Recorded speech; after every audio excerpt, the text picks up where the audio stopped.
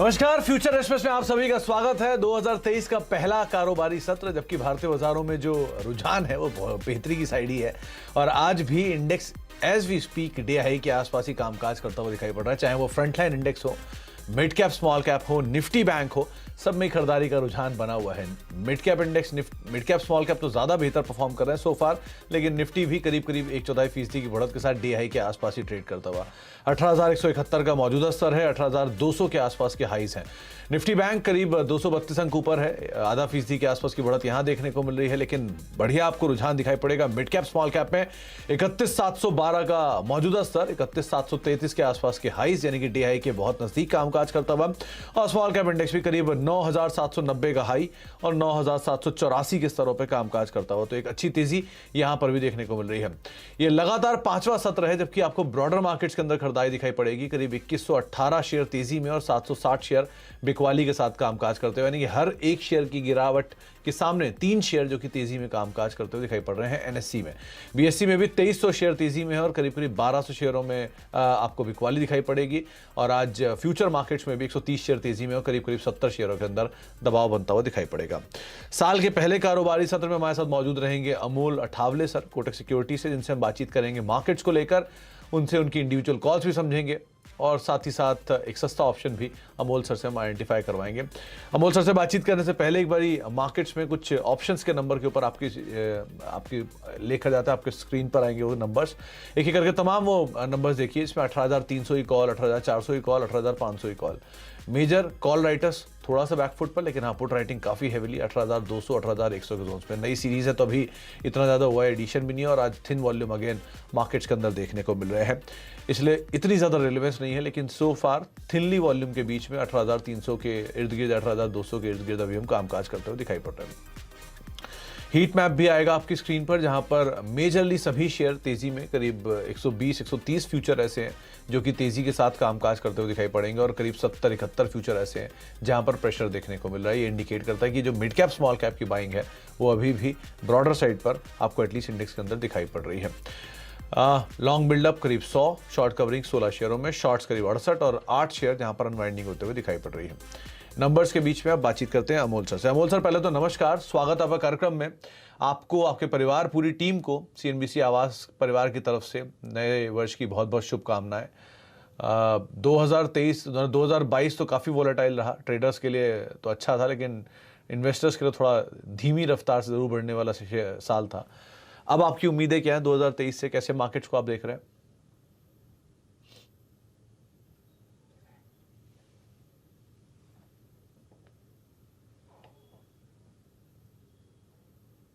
Amol sir, आप सुन पा रहे हैं?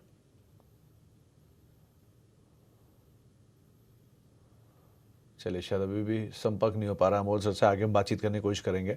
लेकिन आपकी स्क्रीन पे पहले आएगा मेटल इंडेक्स, क्योंकि आज के जो स्टार परफॉर्मर है वो पूरा स्पेस है, चाहे वो फ्रंट लाइन इंडेक्स हो या फिर मिड कैप हो, सभी मेटल शेयरों में खरीदारी है। मेटल इंडेक्स डे हाई पर करीब 2.25% की तेजी के साथ ट्रेड करता हुआ दिखाई पड़ रहा है।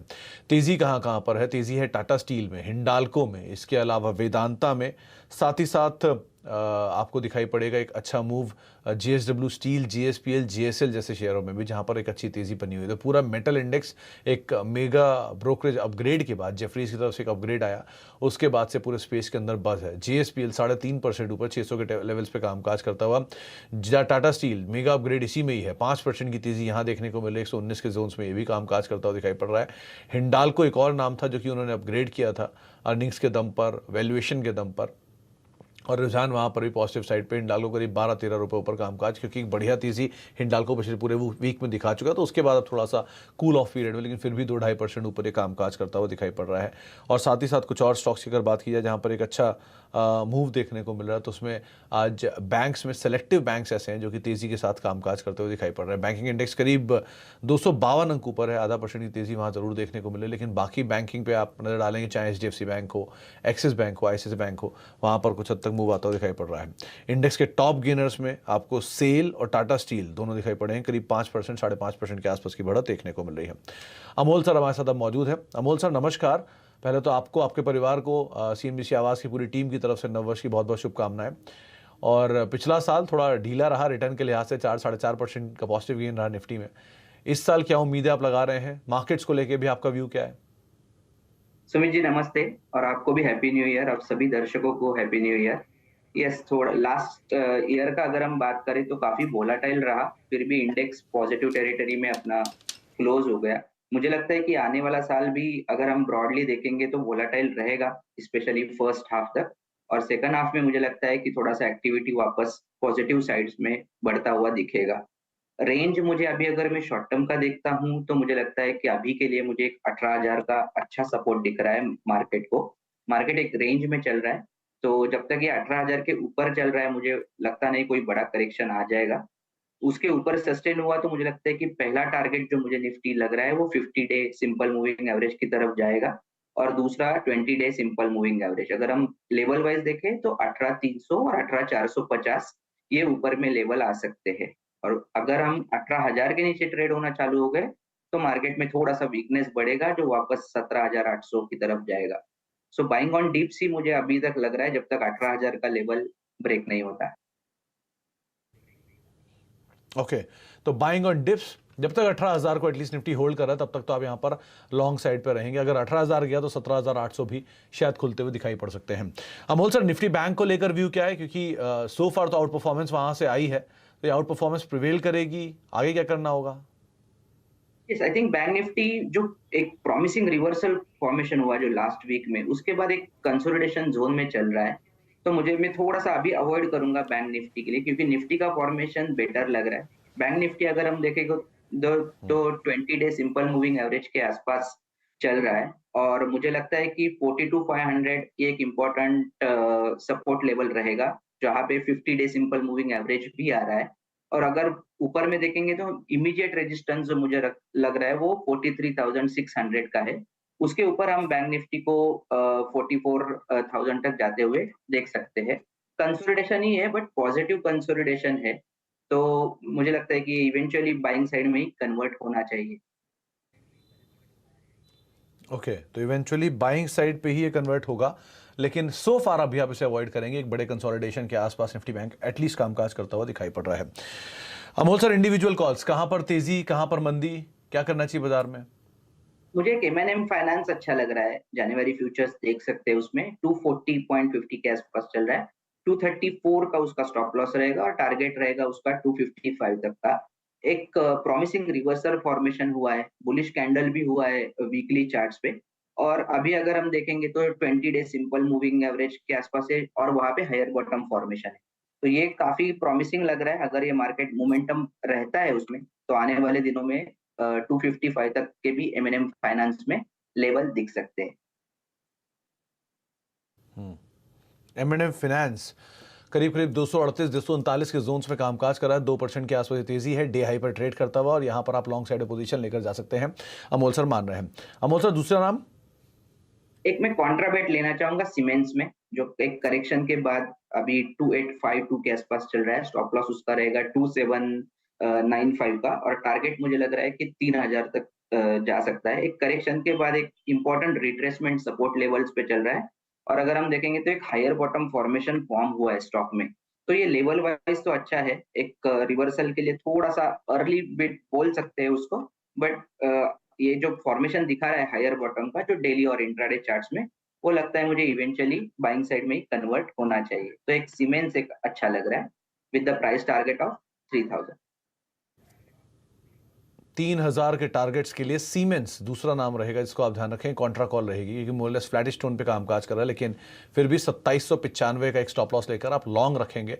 3,000 का एक टारगेट यहां पर खुलता हुआ देख सकते हैं। अमोल सर, आपके साथ कोई तीसरी कॉल आपकी तरफ से?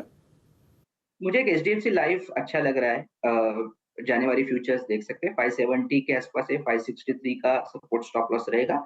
ऊपर में मुझे लगता है कि 590 तक ये स्टॉक जा सकता है। एक रैली के बाद स्टॉक में करेक्शन आया, और रिट्रेसमेंट सपोर्ट्स पे अभी अवेलेबल है। अभी भी हम देखेंगे तो 50 डे सिंपल मूविंग एवरेज के आसपास चल रहा है। फॉर्मेशन काफी प्रॉमिसिंग लग रहा है। अगर ये रिवर्सल फॉर्मेशन वर्क होता है तो आने वाले दिनों में स्टॉक 590 तक जा सकता है। 590 largely under performer HDFC life, और 563 का एक स्टॉप लॉस लगाकर आप यहां पर लॉन्ग साइड पोजीशन लेकर जा सकते हैं। अमोल सर, यही 3 कॉल थी, और कोई कॉल भी आपकी तरफ से?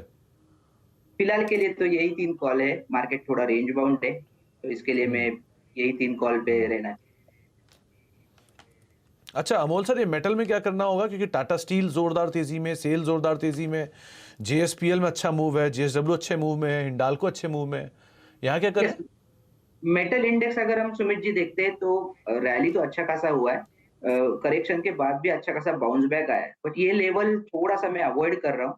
नो डाउट पैटर्न अभी भी स्ट्रांग है, बट लास्ट बार अगर हम टाटा स्टील वगैरह के चार्ट्स देखें तो वहीं पे ही लास्ट करेक्शन आया था और वो काफ़ी डीप आया था। और जिस वे में रैली हुआ है, मुझे लगता है कि बाइंग ऑन डिप्स अगर हम स्ट्रैटेजी करते हैं या कोई एक पॉज़ लेता है और एक कंसोलिडेशन के बाद स्टॉक में वापस रैली आता है, तो आई थिंक मेटल स्टॉक्स में जाना थोड़ा एडवाइजेबल रहेगा। अदरवाइज़ थोड़ा गैप अप खुला है, थोड़ा वेट करूँगा इंट्राडे करेक्शन के लिए, नेक्स्ट एंटर करने के लिए। और अगर किसी को एंटर करना हो तो किस स्टॉक में आप एंटर करेंगे लोअर लेवल पे? इंडेक्स स्टॉक पे ही ज़्यादा फोकस है, तो हिंडाल्को और टाटा स्टील दोनों मुझे फॉर्मेशन वाइज़ अच्छे लग रहे हैं। मुझे लगता है कि हिंडाल्को में देखते हैं तो 475 का एक सपोर्ट है और टाटा स्टील में अगर हम देखते हैं तो 115 का भी एक छोटा सपोर्ट पकड़ के उस पे देख सकते हैं। ये दोनों फॉर्मेशन कंपैरेटिवली काफ़ी स्ट्रॉन्ग लग रहे हैं। ओके, तो हिंडाल्को और टाटा स्टील दो इंडेक्स के नाम जहां पर आप अपनी पोजीशन देख सकते हैं, जहां पर शायद यहां पर एक अच्छा मूव आता हुआ दिखाई पड़ सकता है, तो उस लिहाज से भी आपको नज़र बनाकर रखनी होगी।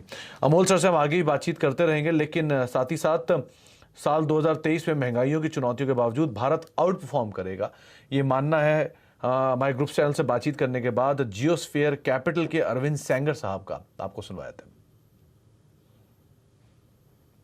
One of the biggest risks to India is going to be in the second half if metals and energy do get benefit from China reopening. You could see some, reemergence of inflationary forces in the Indian economy. But we feel good about the overall outlook. The growth outlook is decent.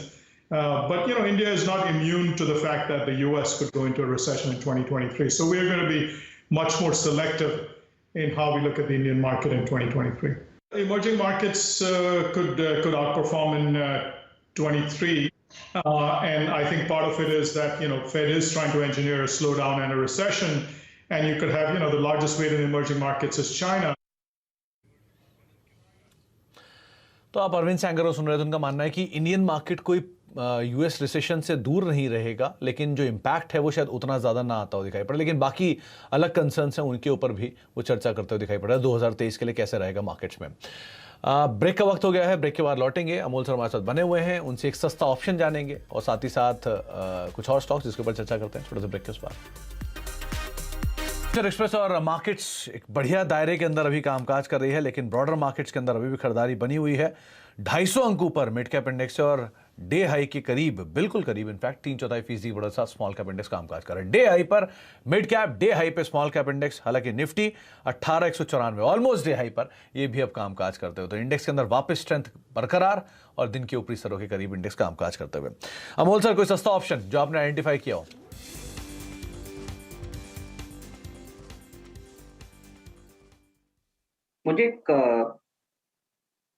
मुझे एक Bajaj finance अच्छा लग रहा है। 6700 का call option जनवरी series का 128-130 के आसपास चल रहा है और स्टॉप लॉस उसका रहेगा 65 का, और मुझे लगता है कि ये आने वाले दिनों में 250 और 300 तक जा सकता है। एक बड़ा करेक्शन स्टॉक में हुआ है, 2-3 महीने से चला नहीं है स्टॉक।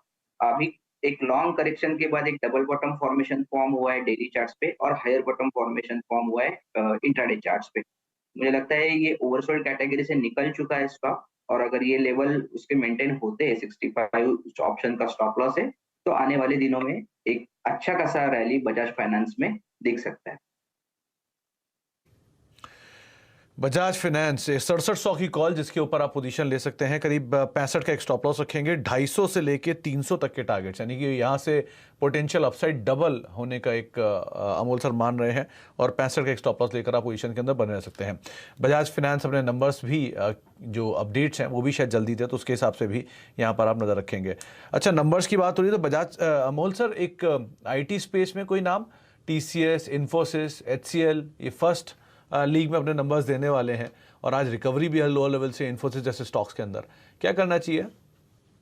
आई थिंक स्टॉक पूरा आईटी पैक अगर हम देखते हैं तो वो थोड़ा करेक्शन में अच्छा खासा हो रहा है और बाउंस बैक उतने फास्ट नहीं आ रहे, अच्छे लेवल्स पे है। बट मुझे लगता है कि अगर रिजल्ट का सीजन जैसे चालू हो रहा है तो स्टॉक्स में एक्टिविटी बढ़ने के चांसेस ज़्यादा है। मुझे टीसीएस एक अच्छे लेवल पे लग रहा है, रिट्रेसमेंट पे है। तो टीसीएस, टेक महिंद्रा मुझे लगता है कि उसमें एक्टिविटी आने के चांसेस ब्राइट है। मे बी शॉर्ट टर्म में थोड़ा-सा वोलेटिलिटी रहे, बट अगर कोई इन्वेस्टिंग पॉइंट ऑफ व्यू से या medium term point of view से उसको देखता है, तो टेक महिंद्रा और टीसीएस ये 2 स्टॉक्स अच्छे लग रहे हैं चार्ट्स पे। ओके, तो अगर आप इन्वेस्टिंग पॉइंट ऑफ व्यू से देखना चाह रहे हैं तो टीसीएस और टेक महिंद्रा ये 2 नाम रहेंगे जिनको आप ज़रूर तवज्जो दे सकते हैं। आईटी स्पेस में वैसे पुल बैक नहीं है, लेकिन हाँ, नंबर्स के इर्द गिर्द ये कामकाज कर रहा है, इसलिए बातचीत करना ज़रूरी था। अच्छा, एक नाम और वो है टाटा कम्युनिकेशन का, जहाँ पर आज करीब 17% का ओआई एडिशन है, 3% की तेज़ी है, इंडेक्स के टॉप गेनर्स में ये भी शुमार है। क्या करना चाहिए इसमें? थोड़ा आई थिंक वेट करना चाहिए, क्योंकि स्टॉक एक रेंज में चल रहा है, 1360 ऊपर में कंसिस्टेंटली रेजिस्टेंस ले रहा है और जब भी करेक्ट हो रहा है तो हेवीली करेक्ट हो रहा है, तो 1260 1250 तक करेक्ट हो रहा है। तो मुझे लगता है थोड़ा वेट एंड वॉच करते हैं। अभी स्टॉक 1300 के आसपास चल रहा है जो मिडल रेंज में चल रहा है। एक बार कंफर्मेशन आता है, कोई हायर बॉटम फॉर्मेशन कंटिन्यूएशन होता है, तो मुझे एक अच्छा लग रहा है। और कोई किसी को अगर कंपल्सिव ट्रेडर है तो आई थिंक मुझे लगता है कि 1230 और 1250 ये सपोर्ट्स लेवल अच्छे हैं। इसके ऊपर रहता है तो पॉजिटिव जो मोमेंटम है वो कंटिन्यू रह सकता है। ओके, तो 1250 के ऊपर मोमेंटम कंटिन्यू रहेगा, लेकिन हाँ, वैसे एक सीमित दायरे के अंदर ही कामकाज करता हुआ दिखाई पड़ रहा है। बहुत बहुत शुक्रिया अमोल सर हमारे साथ मौजूद रहने के लिए, बाजार पर अपनी राय रखने के लिए, सभी शेयरों पर चर्चा करने के लिए, और एक बार फिर से आपको और आपकी पूरी टीम को हमारी तरफ से नववर्ष की बहुत बहुत शुभकामनाएं। तो मार्केट्स डे हाई के आसपास कामकाज करते हुए बढ़िया तेजी मिड कैप स्मॉल कैप में है और दिन के ऊपरी स्तरों पर तमाम इंडिसेस फिलहाल कामकाज कर रहे हैं, लेकिन एक ब्रेक का वक्त है और ब्रेक के उस पार एक खास मेहमान हमारे साथ मौजूद रहेंगे और एक खास चर्चा आप सुनेंगे इस पूरे साल को लेकर। कैसा आउटलुक माना जा रहा है, क्या मान रहे हैं बड़े जानकार, छोटे से ब्रेक के उस पार।